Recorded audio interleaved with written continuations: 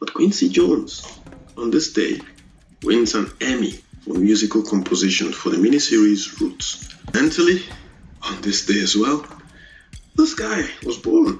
Of course, those of you who recognize the face, his name is Ludacris, an American rapper, actor, and entrepreneur. Very emotional story of a Nigerian lawyer turned security guard turned hero.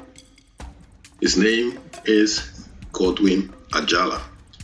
The year, of course, was 2001, and the day was September 11th, popularly known as 9/11. Guys, I'm going to pause here for a while. You know, this is a story of millions of immigrants, especially African immigrants, to the United States of America. A lot of them are educated. He was a qualified lawyer in Nigeria. This is Africa, the cradle of mankind's birth, where powerful kingdoms arose with stories of worth. A youth-filled land, the youngest population, with diamonds and cocoa from its fertile foundation. Exemplary leaders, their legacy told. Nkrumah, Mandela, their spirits bold. From Johnson Sirleaf's Liberia, where freedom lies, and her first female leader, so wise. Let courage and dreams unite as one for a brighter tomorrow where greatness is spawned. In this beautiful, colorful, and friendly domain, greatness awaits, where hopes shall not wane, where tales of triumph weave a tapestry. Welcome to Today in African History.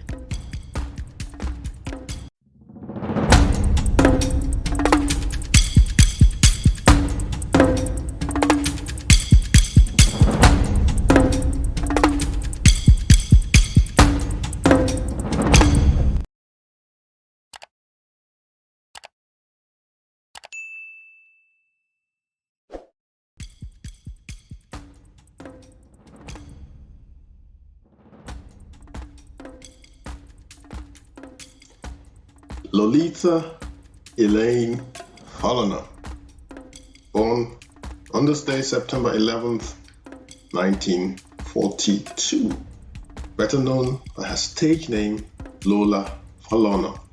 She's a Nigerian-American singer, dancer, and actress.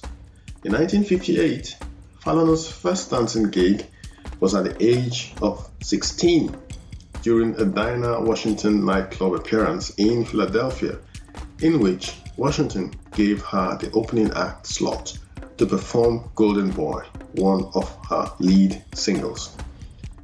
By age 3, Falana was dancing, and by age 5, she was singing in a church choir. Falana was dancing in nightclubs to which she was escorted by her mother. Pursuing a musical career became so important to her that against her parents' wishes, she dropped out of Germantown High School a few months before graduation and moved to New York City. Later in her career, she converted to Catholicism and recorded the song Don't Cry, Mary. Catholic artist Joseph Lee Hooker. No longer performing, she now tours the country with a message of hope and spirituality. When not on tour, she lives a quiet life in Las Vegas, working on the Lamb of God ministry, which she founded. The ministry is focused on helping children who have been orphaned in sub-Saharan Africa, and it works closely with the group Save Sub-Saharan Orphans. Falana's last musical performance was in 1997 at Wayne Newton's Theatre in Branson, Missouri. So Lola Falana, Nigerian-American singer, dancer, and actress, was born on this day in 1942. So it's a happy birthday to Lola Falana, who would be 81 years old today. Next is this man called Quincy Jones. The year was 1977, and no, he wasn't born in 1977. There's someone else who was born on this same day who I'm going to feature right after him. But Quincy Jones, on this day, wins an Emmy for musical composition for the miniseries Roots. It is one of 9 Emmys for the series, an unprecedented number. Born on the 14th of March 1933, Quincy Jones, who is an African-American musician, composer, arranger, and producer, is best known for his work in numerous types of popular music. He was nominated for more than 75 Grammy Awards, winning more than 25, so that's about 33% win rate, and 7 Academy Awards. So he won 7 Academy Awards, won 25 Grammy Awards, but was nominated for 75 Grammy Awards. Among Jones's well-known accomplishments were producing an all-time best-selling album, Michael Jackson's Thriller, in 1982, organizing the all-star charity recording of We Are the World by Michael Jackson in 1985, and producing the film The Color Purple in 1985 also, and the television series The Fresh Prince of Bel-Air, 1990 to 1996. In 1993, he founded the magazine Vibe, which he sold in 2006. Q, the autobiography of Quincy Jones, was published in the year 2001. In 2013, Jones was inducted into the Rock and Roll Hall of Fame. So this amazing talent, Mr. Quincy Jones, won an Emmy Award for musical composition for the miniseries Roots on this day in 1977. Coincidentally, on this day as well, this guy was born. Of course, those of you who recognize the face, his name is Ludacris, an American rapper, actor, and entrepreneur who first achieved fame as a Dirty South, in quote, rapper. After gaining mainstream success, he was born Christopher Brian Bridges on this day, September 11th. The year was 1977 in Champaign, Illinois. He began rapping as a child and wrote his first rap song at the age of 9 when he moved to Atlanta, Georgia. At the age of 12, he joined an amateur rap group. He graduated from high school in Atlanta, Georgia in 1995 and later studied music management for 2 years at Georgia State University, of course, in the United States of America. Ludacris began as an intern and then a DJ at a local radio station where he adopted the name Chris Lover, Lover spelled with an A at the end. He collaborated with Timbaland on the song Fat Rabbit, Fat, P-H-A-T, from his album Tim's Bio, Live from the Basement, which became a prominent hit. In 1998, Ludacris recorded his debut album Incognito. Now listen to that play on words, Incognito, which he produced with his own funds and released on his own label, Disturbing the Peace. So Ludacris, born on this day in 1977, that would make him 46 years old today. So happy birthday to Ludacris. Last but not least, very emotional story of a Nigerian lawyer turned security guard turned hero. His name is Godwin Ajala. The year, of course, was 2001 and the day was September 11th, popularly known as 9/11, all over the world. Godwin Ajala is remembered as a Nigerian US national hero who fought to save the lives of countless people as they escaped from the World Trade Center towers on this day, September 11th, the year 2001. He's also the only Nigerian listed among the nearly 3,000 people who died because of this heinous terrorist attack. Ajala was born in Nigeria on the 9th of June 1968, the son of a retailer from Ihenta, a small town in the eastern Nigerian state of Ebonyi. At the time, his region was part of the breakaway Biafra, which was in rebellion against the central Nigerian government.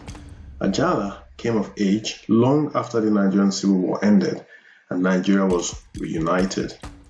As an adult, Ajala became a lawyer in Nigeria. His family, including his wife Victoria and their 3 children, Onyechi, age 7, Uchechukwu, age 5, and Ugochi, age 1, lived in Ihenta.